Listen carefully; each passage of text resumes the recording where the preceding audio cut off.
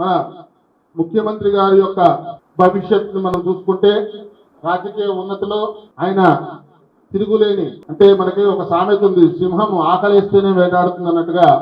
ఆ విధంగా మన గత సంవత్సరం చెప్పుకున్నాము, అక్టోబర్ నుంచి ఆయన ఒక సింహం లాగా పనిచేసి పార్టీని అంతా కూడా మీరందరూ కూడా సహకరించారు. మనం అనుకున్నాం మీరందరూ కూడా ఆయనకి చేయూతనిచ్చి విజయం చేకూర్చాలి అని, అందరికీ కూడా భగవద్ ఆశీర్వాదం కలగడానికి నేను కూడా నా ప్రయత్నం చేస్తా అని చెప్పడం జరిగింది. ఖచ్చితంగా ఈ నూతన సంవత్సరం కోదినామ సంవత్సరం రేవంత్ రెడ్డి గారికి అత్యంత యోగవంతంగా ఉన్నది. వచ్చే విశ్వావసనామ సంవత్సరం వరకు కూడా ఎవరు ఏమీ చేయలేని పరిస్థితి. కర్కాటక రాశి, కల్వకుంట్ల చంద్రశేఖరరావు గారి రాశి. ఈ రాశి ఆదాయం 14, వ్యయం 2గా, రాజపూజ్యం 6, అవమానం 6గా, అత్యంత సంతోషకరంగా ఆదాయ వ్యయాలు కనిపిస్తున్నాయి. ఈ రాశి వారికి ధనము, విద్వత్తు, విద్యా సంపత్తు, బుద్ధి, సంతానానికి కారకుడైనటువంటి గురుడు మంచి స్థానంలో ఉన్నాడు. గోచారంలో ఈ కర్కాటక రాశి ఈ సంవత్సరం చాలా చక్కగా ఉంది. వీరు చేసేటటువంటి వ్యవహారాలలో చక్కటి విజయం సాధించే అవకాశం ఉంది. ఈ రాశి వారికి కొంత ఆరోగ్యపరంగా జాగ్రత్తలు వహించేటటువంటి అవకాశం కనిపిస్తోంది. వాళ్ళు శ్రద్ధపడి ఆరోగ్య సంబంధమైనటువంటి విషయాలతో ఎక్కువ ప్రయాణాలు చేయకుండా, వాహన ప్రమాద సూచన ఉంది కాబట్టి ప్రయాణం జాగరూకతతో చేస్తూ ఉండడం, ప్రయాణ సమయాలలో క్షేమంకర్యై నమః అనేటటువంటి దేవతానామాన్ని స్మరణ చేస్తూ ఉండడం వల్ల ఆ వాహన రక్షణని అమ్మవారు ప్రసాదించే అవకాశం కనిపిస్తోంది. రాజకీయ నాయకులకు కూడా ప్రజలతో మంచి సఖ్యత, అధిష్టానం, బలం, ప్రజాబలం అన్నీ కూడా కనిపిస్తున్నాయి.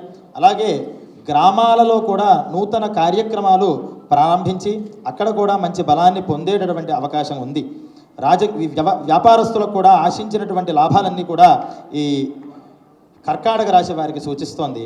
అయితే ఈ కర్కాటక రాశి వారు ఈ దోష నివారణ కోసం కేతు అధిష్టాన దేవత అయినటువంటి లక్ష్మీ గణపతిని, అలాగే మోహన గణపతిని ఆరాధన చేసినట్లయితే మాసే మాసే వచ్చేటటువంటి చవితి రోజు ఆ గణపతిని సుప్రసన్నం చేసుకున్నట్లయితే అడ్డంకులు తొలగి ఆరోగ్యపరంగా మంచి ఆరోగ్యం చేకూరడానికి అవకాశం కనిపిస్తోంది. మకర రాశి వారు, ఈ రాశివారు మన కల్వకుంట్ల తారక రామారావు గారి రాశి మకర రాశి.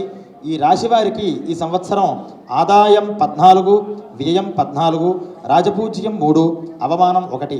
చక్కటి ఆదాయం, ఆదాయానికి తగినటువంటి ధన వ్యయం, రాజపూజ్యం, ప్రజాబలం మంచిగా ఉంది, అవమానాలు తక్కువగా ఉన్నాయి.